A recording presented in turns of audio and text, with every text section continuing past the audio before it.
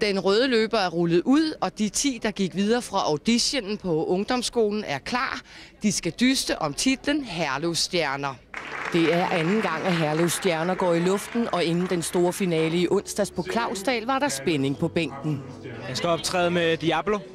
Og det er?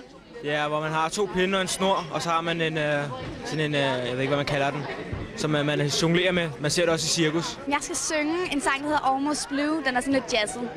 Og hvordan har du det nu? Jeg er lidt nervøs, men ikke så meget endnu.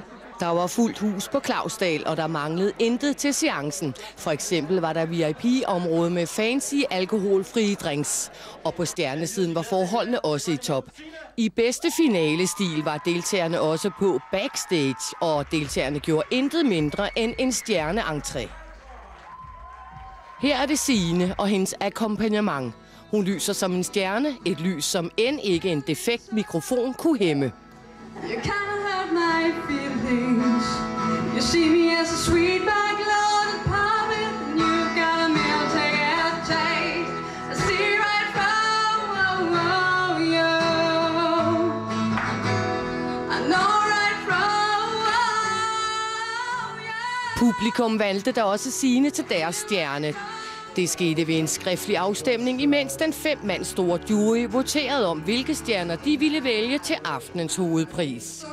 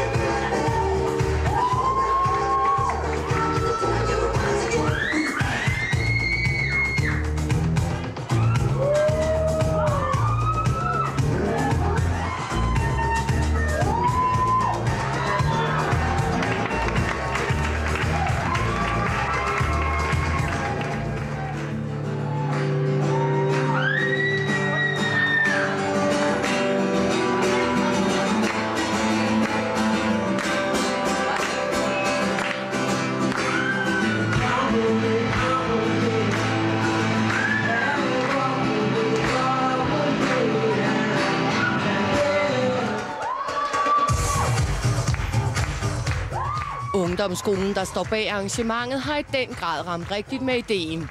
Første runde var en audition på ungdomsskolen, og her blev 10 stjerner udvalgt. Hvis du vil afsted med dit talent i den her verden, så er det i hvert fald en forudsætning, at du fanger din publikum. Og det får de til opgave her, ikke? Og skabe følelser hos folk, det er det, der virker, og det ser vi også.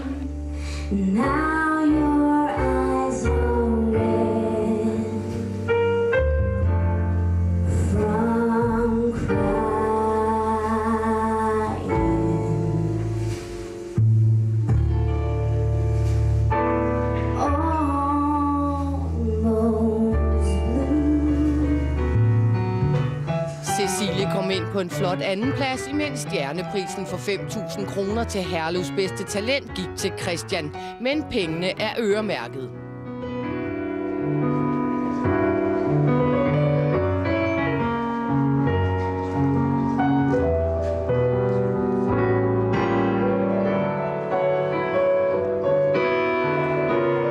Hjælp til deres udvikling af deres talent. Det er en præmie, de får udbetalt i forbindelse med, altså de skal op og snakke med os om, hvordan de vil forvalte den, ikke?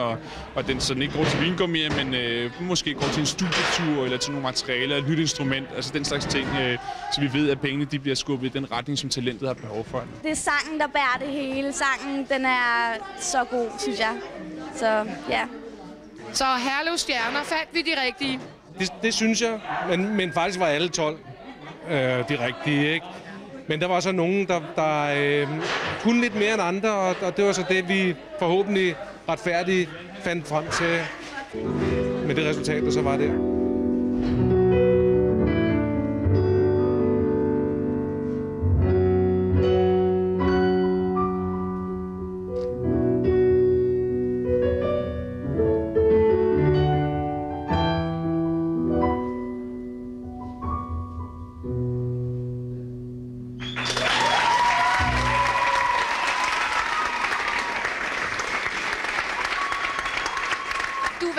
Hvordan er det?